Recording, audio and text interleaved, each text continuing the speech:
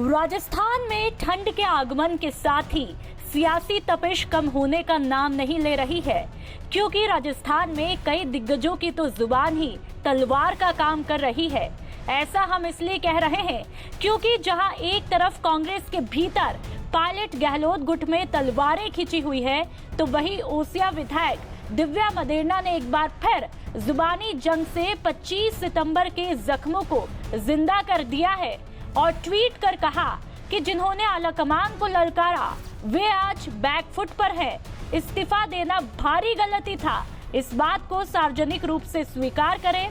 इतिहास गवाह है कि आलाकमान से जो भी टकराएगा चूर चूर हो जाएगा।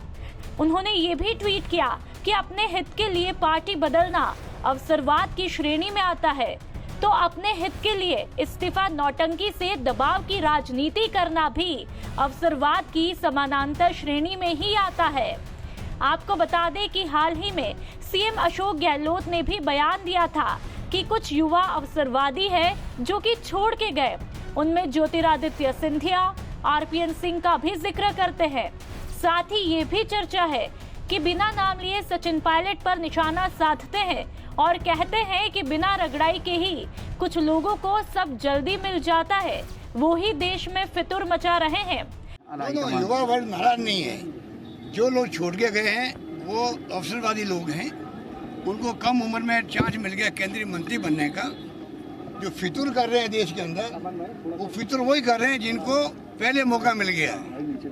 जब मौका मिलना चाहिए था झगड़े होने के बाद में, उसकी बजाय वो पहली मौका उनको मिल गया, इसलिए वो फितूर कर रहे हैं और पार्टी छोड़ के जा रहे हैं। चाहे वो सिंधिया जी हो, चाहे वो जितेंद्र प्रसाद जी हो, चाहे आरपीएन सिंह जी हो, कम उम्र में मौका मिल गया इनको। बताइए आप, केंद्रीय राज्य मंत्री मैं बना था, डिप्टी मिनिस्टर बना था इंदिरा जी के साथ, deputy minister.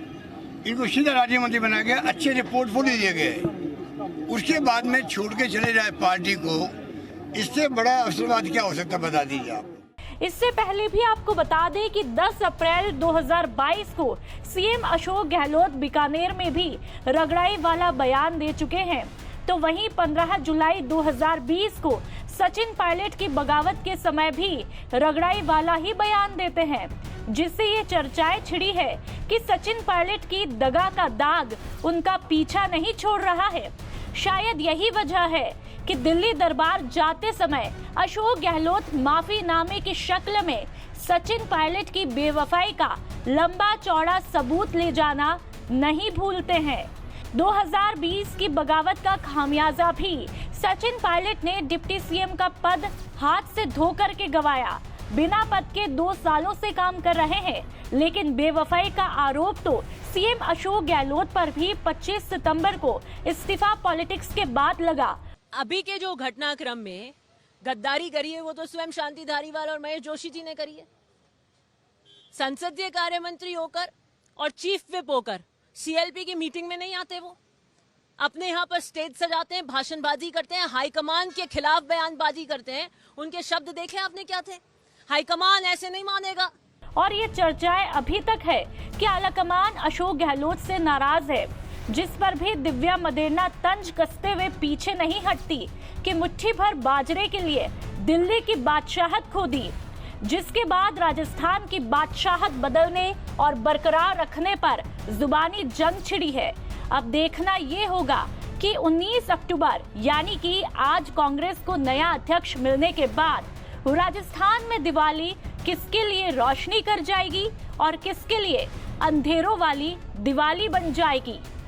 Bureau report, Rajasthan तक।